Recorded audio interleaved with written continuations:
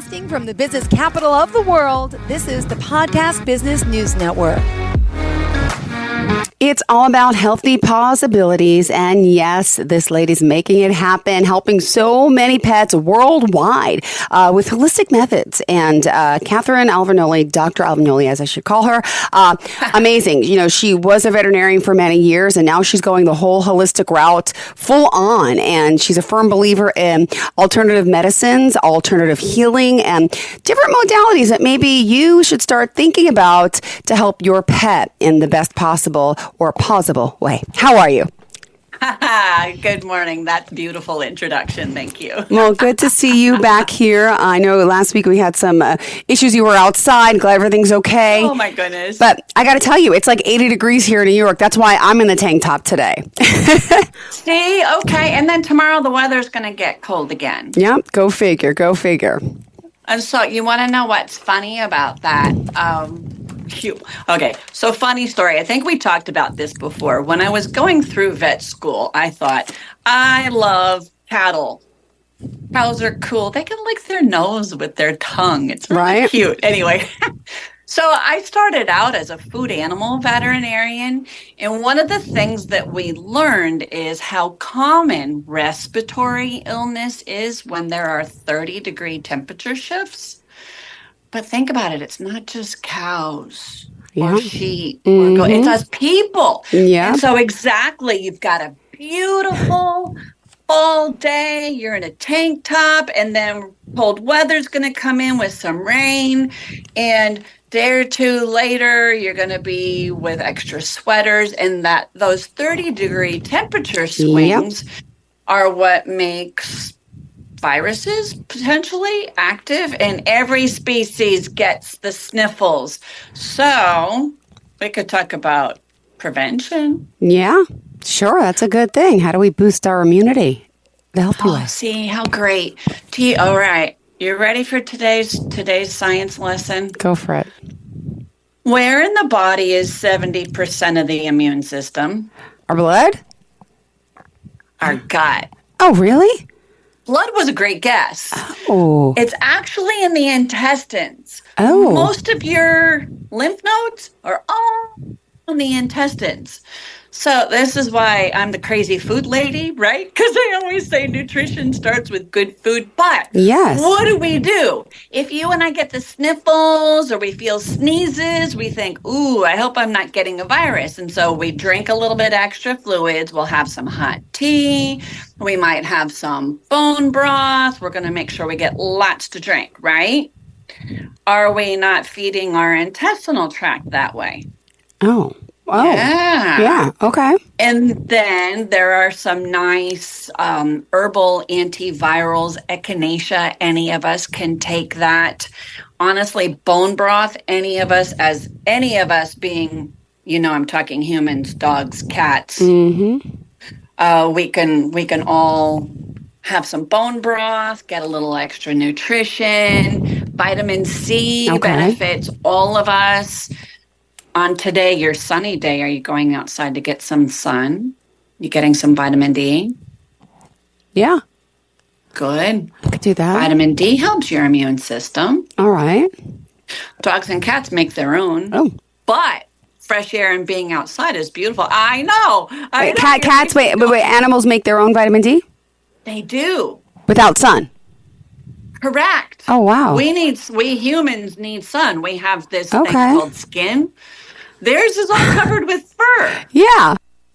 Yeah. It's fascinating. And so it starts in the gut. Don't you love how I take everything back to the gut? That's it. Everyone, that's, I guess, what it is. You hear so much over the past years about the gut health, the leaky gut, what's the gut, everything. So I'm curious more about the gut and how, and then I hear probiotics and like, do cats need probiotics and dogs and animals? Like, is that like... Great. Good question. So what are probiotics? They are good Lassa, Daphaciphilophilus. I don't know. There's like a million of them. Yeah. Don't know what that means. Don't know what that means. Oh, it means I'm a bacteria and I grow in dairy, lacto, aka milk. There are the more research that's done about the microbiome, which what in the world does that mean? Micro means small, right? Biome is basically the environment. So the microbiome is the study of inhabitants of the intestinal tract. Because we kind of have this idea, don't we, that if our body is healthy, it's sterile, that maybe our body doesn't have bacteria.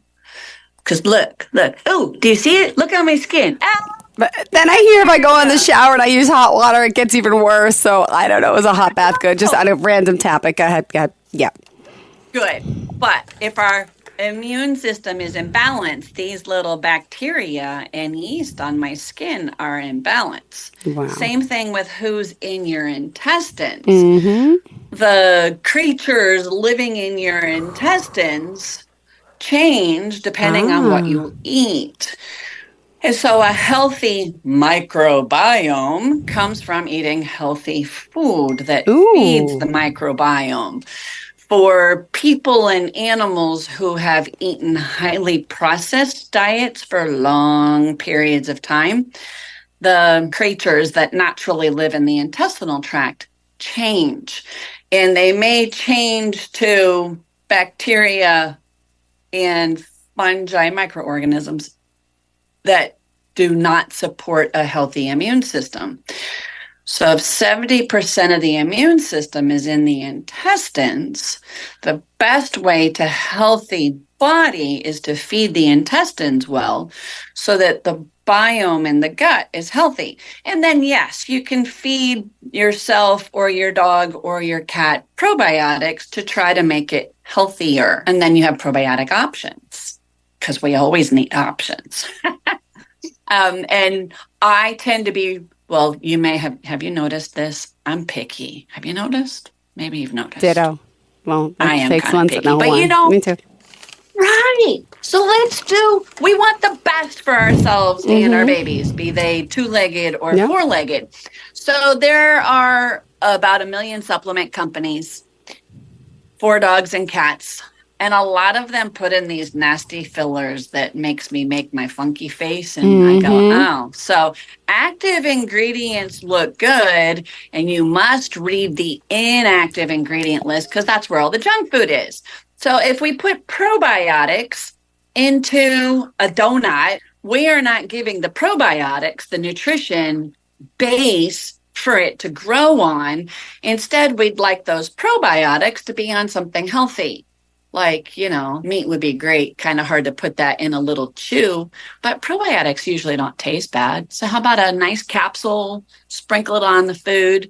I very often recommend that people they're getting their own probiotics.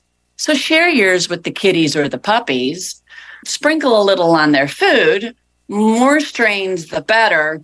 Oh my goodness, we could argue about what's the best strain. I don't know that science honestly knows that much at that point. What we know is variety is good. One strain, like you said, lactobacillus, acidophilus. Okay, that's one. Yeah. There's like 150.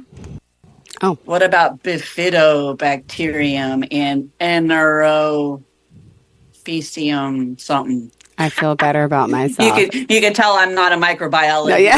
I'm like, I can't pronounce them either, yeah. I know, exactly. But you want more than just one. 8 to 10 products is fantastic, or, different strains is great. There are the probiotics that are based on milk, and they often start with the word lacto. There are also soil-based probiotics, which there's more and more research about that. A lot of people, have you ever heard anybody talk about, my dog goes outside and he always eats dirt? What does that mean? Is he missing something? He may be getting his own soil probiotics. It's very interesting, isn't it? Yeah, tell me more. I know you're thinking, you're going, whoa. What? Okay, so no, Jill, you do not need to go outside and find that place in the park, and you don't need to eat dirt. Okay. I could buy dirt. It's a country song. Eat dirt. Okay. Okay, that's true. But it's the more and more research that's done into probiotics. It's fascinating. Humans with attention deficit can improve their attention deficit with better probiotics. And if you think dogs and cats don't have attention deficit disorder, watch puppies and kittens after they've had a whole lot of kibble, sugar, junk food, because they kind of run around really fast. Like my daughter did when she was 3 years old after she had a piece of red velvet cake. Sugar, cake. Sugar. See, I brought it back to the gut again. Yeah. Doesn't like our body feed off of that? Even like if you have cancer, like you shouldn't have any sugar because like it fuels so many bad things, sugar. Sugar feeds cancer, absolutely. So I meet a lot of pet owners when their animal has been given a cancer diagnosis. And I'm really glad to meet people and looking that we can buy some quality of life. And so many times they tell me, gosh, I wish we had met you sooner. And I wish I had met them sooner, but, we still do everything we can. But you're absolutely right. The first thing I get them off of is all carbohydrates. And what do I mean by that? Because then people worry, they go, well, carrots have carbohydrates. Okay, but carrots is not a complex sugar. It's a vegetable that's actually mostly fiber, and it's got a little bit of natural fructose in it. It's the oatmeal, rice, wheat, gluten, corn type things. Those are complex carbohydrates. White potatoes. Those are complex carbohydrates that all they're doing is providing calories, energy, nutrition, very, very little vitamins and minerals. Okay, sure, they have a little. But you can get a whole lot more from green veggies. So you're right. You're right. That's the very first thing. In cancer patients, get them off the carbs. And I try to get people to feed homemade food, meat, veggies, lots of supplements. And you see it's back into the intestines, right? It's what I do to people. People come to me now and they go, are we getting the food talk? And I'm like, well, yeah, that's your first visit. Of course you're getting the food talk. Always. That's included. She throws that in for nothing. Yes. That's part of it. It's a reminder. Yes. That's right. You get that. That's part of it. Absolutely. So there's our gut. Mm-hmm. Variety. Healthy food feeds the good guys. You can't poop if you don't have bacteria. Really? Yeah, because who's actually... Okay, so sure, we humans grind our food with our teeth. Our dogs do not grind their food with their teeth. And then once the food comes out of their mouth, it dumps into the stomach vat. Okay. That stomach vat tries to grind up the protein with acid and goes into the intestines, but there's a lot of fiber. Okay. That's in there. Think of eating, if you eat, let's talk about lettuce. Yep, I do. It's mostly water. Mm-hmm. Okay, has a little bit of taste depending on what kind of lettuce you eat. I got to put my vinegar dressing on it, though. That's well, yeah, those boring. Are good fun things. But all of that fiber, that the plant material needs bacteria to break it down. Okay. Our feces smells like poop. Yep. And it's bacteria that creates that odor. And some of us are more gassy than others, dogs and cats included. Yep, ditto. And that's a balance of the bacteria that are in their intestines. And so that's where people, they like notice, okay, my dog's really farting like crazy. Should I give him probiotics? I'm like, great. Give some probiotics, and in 2 or 3 days, you'll know if it made a difference. The reason I say the magic number is 3. Okay. And it's because every cell in the intestinal tract completely replaces itself in 3 days. So your body says, I'm not sure what I think about this. And in 3 days, everybody living in the intestines is completely new. And all those cells go, okay, we now have an opinion. It's either worse or it's not, or it's better. And that's how we know. So pet owners, we can play games with probiotics or with food. You make a change, you wait 3 days, and you see what happens. Yeah. And if it's worse, then you know that wasn't the thing to do. And if it's better, you go, okay, I made a bit of an improvement. Hey. Okay. What do you think? Tell me you've got an idea. Share it with me. No. Well, it's not about that. I have a different idea. Go for it. I just want to thank you because I have to bring it up at some point. But you gave me advice last week. I need to know about your kitty and the and tail. now my kid's doing it. Okay, tail is so much. Okay, so last week I asked you about my cat. Tail's definitely broken. I didn't realize it. It's like hanging like this halfway and touch it screaming. I'm like, oh my gosh, this is why he's behaving a little weird and not being. And there you can feel the bump, right? And I'm like, oh, I got a pet. I got to go to the vet. I'm like, I'm going to find him. And I spoke to you and you're like, it has a broken tail. Is he still pooping? Go in the bathroom. Yeah, fine. Okay. And you're like, it's okay. It has a broken tail. You can go to the vet. They're going to tell you it's a broken tail. They'll charge you for an x-ray. It's a broken tail. What are they going to do? Pain medicine. You told me to give them the Arnica, which I tried putting. He wouldn't eat it. I had to throw it in the food, so they all ate it. It's safe for everyone. And I had those little white pills. And you told me to smooth the tail. You said either way, it's going to heal. It's going to heal crooked or it's going to heal straight. And that bump in the middle is getting smaller. I'm able to touch it more. I told my kids the day after school, I'm like, what we have to do, and now my kids are doing it, and it's getting better. It's still hanging, but it's better. I'm able to touch it. She told me just to stretch it, and it's going to heal the way it's going to heal because they can't put it in a cast, they can't do anything for it. Right. If it was at a different location, maybe you needed amputation or something like that. It would affect his, bowel movements, but it's not. So I got to thank you for this holistic way of healing instead of it wasn't a car accident like you said, didn't get smashed, bones, blood. Yeah, you need a doctor. Hello, but not every situation needs a doctor. A veterinarian. I know we're smart enough to work our way through it. Yay! I'm proud of you, and way to get the kids involved. The kids love it. They love it, and I tell them. I said I spoke to a vet. I'm like, she's a professional. She does more alternative medicine now, and she's really. And then so my little guy who's 7 starts doing it, and she was screaming, crying, and now, I should say, but now it's okay. The bump is a little smaller. The bump's still there. Okay. It's going to take some time, but the pain level is definitely down, which is amazing. Wonderful. Have you ever broken a bone? Yes, I have, but no one's petted my leg. And so they put you in a cast, and what you didn't see that was happening under the cast was your body was making a bump. Yeah. A giant cartilaginous bump that then the bone comes in and grows. One of I have a monthly membership thing. It's a whole $25 a month. I've got people from all over the world on this.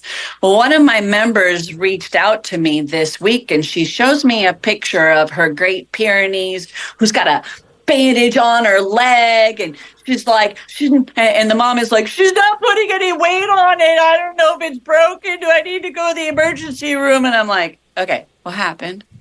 And she's like, the dogs got out during the hurricane.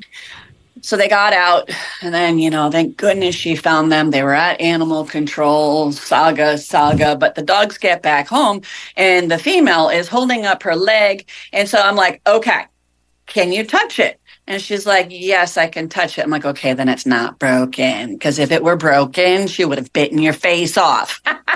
And she's like, okay, I can do this. And then I told her, you got to take off the bandage because I can't see what's going on. And she shows me this itty bitty little pus spot on the side. I'm like, okay, hallelujah. Where some kind of a wound, that sort of thing. She started soaking it in water with Epsom salts, and a day and a half later, Rosie was back to walking on it, and it was totally healed. And the mom is completely natural with her kids anyway, so she has all the herbal remedies. She had all the salve. It's just she had gone on to Dr. Google, and Dr. Google said, it's the end of the world, go to the vet. And so she was like, so many of us can relate to this. Go ahead. Yep. Right? Right. So another puppy dog saved. So it's awesome. Thank you. I like that. Tell us about the membership you have. Well, okay. HealthyPawSibilities.com. Paw with a doggy or a kitty paw. And on my website, I talk about all my different services. You can come in person. We can do a phone consultation. And I talk to people all over the world. And then I also have a monthly membership. It's the $25 a month club. And it's like that. This one client. And if you were in my monthly membership, you would have blown up my phone, texted me, here's a picture. And I'd be like, okay, do this, do that, and talk you through it. And sometimes problems are big. Some of my phone consult people are the cancer patients, the torn ACLs, and they don't want to go to surgery, pancreatitis, kidney disease, any number of things. A lot of people reach out because they want to know, their light bulb comes on. They go, wait, my pet has fill in the blank illness. I would like to treat this naturally. Let's start with food. And so they reach out to me because they want to know how to design a diet for their pet for whatever health issue, which is beautiful because, obviously I harp on food. And here you and I talk about food again. It's the biggest thing we do for them. So you go to my website, you'll see that I have a free report. You click the little button, put in 2 or 3 pieces of info. Free report, how you're overpaying your vet and over-vaccinating your pet. And one of the things you and I talked about last week, your little kitty. So if you and I hadn't talked about it, what would you have done? You would have taken time off of work, which costs you time and money. You would have gone to the vet, which costs you time and money. For the vet to say, well, we really can't do a whole lot because our ability to think through has been taken away. It's being driven to the healthcare industry. We could argue if it's healthcare, the sick care industry, or we can talk through it and try to do it naturally. So I rambled, don't I? It's okay. I'm a rambler myself, There's a so free please. report, but I also have a services button. Oh. And the services button talks about in-person phone consult and the monthly membership. Perfect. Some of my monthly membership people are ones who started out as a phone consult, and they're like, okay, I just need support from now until the end of time. Mm-hmm. Some of my monthly membership people are actually local to me here in Tampa Bay, and they're like, I don't always want to come in, but I want to have you available to answer my questions, which is cool. And then when they come in, they get that $25 off on their visit, so it's not like their visit costs any extra. That's great. So yeah, it's we'll do a little trade, a little exchange, a little bit of my time, $25. And then if you have an emergency, like my client, and if she had touched that leg or if there were bones sticking out, I would have been like, stop, don't pass go, don't collect $200, go to the ER right blank now. Mm-hmm. And she would have run to the ER, but we didn't need to. Yeah. She just had a little wound. Pussy thing. Oh, my goodness. You are so helpful. I love what you do, and you're affordable. You're available, based out of Tampa, but worldwide. You have clients all over, which is awesome. I do. My monthly membership people, and a lot of them started out as phone consults. I've got people in Australia, New Zealand, Germany. Recently talked to someone in Israel. Wow. India, Philippines, Mexico, all over the U.S., Canada. I have a client in Costa Rica, 2 in Costa Rica. See? It's awesome. Awesome. Well, I love what you're doing. Continue to keep up the good work and inspire us by being our friend, our doctor, our coach, there's so much to call you, a friend. Yes! But you have the experience and the knowledge in so much, and it's just fascinating that this is a great idea because it's funny. I heard my friend told me about a website. I don't know what it's called. Ask something or ask a question or whatever, and you can get professionals, whatever it's about. You're like, what? Something's wrong with your car. Ask ask the professional. You pay a membership. You can ask a doctor a question. I got this lump on my face. You can ask, a knitter. How do I knit? All these different things. This is like the way of the world. This is amazing. Right. We can have it all at our fingertips. I love this, but we want to ask a professional. So how do we contact you, darling? HealthyPAWSibilities.com. Possibilities with a paw. Whole lot of I's in that word. Well, thank you. HealthyPAWSibilities.com. A pleasure having you here as always, and hopefully we'll see you again next week, live from the office in Tampa. Ta-da! Have a great week. Thank you so much. You have a great day. Bye-bye, sweetheart, and I'll keep you updated on Simba. Bye.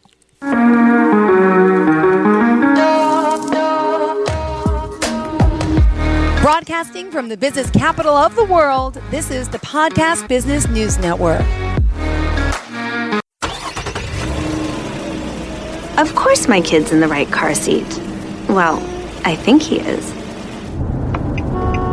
Yeah, my kid's in a booster seat. He was ready to move up. He is ready, right? Her car seat looks like the right size. There are probably rules on when to move up to a booster seat, aren't there? Rear facing, forward facing. I think I have it right. Car crashes are a leading killer of children 1 to 13. Are your children in the right car seat for their age and size? Don't think you know. Know you know. Go to safercar.gov/the right seat. I know my child's in the right car seat, or else I wouldn't get in the driver's seat. Brought to you by the National Highway Traffic Safety Administration and the Ad Council.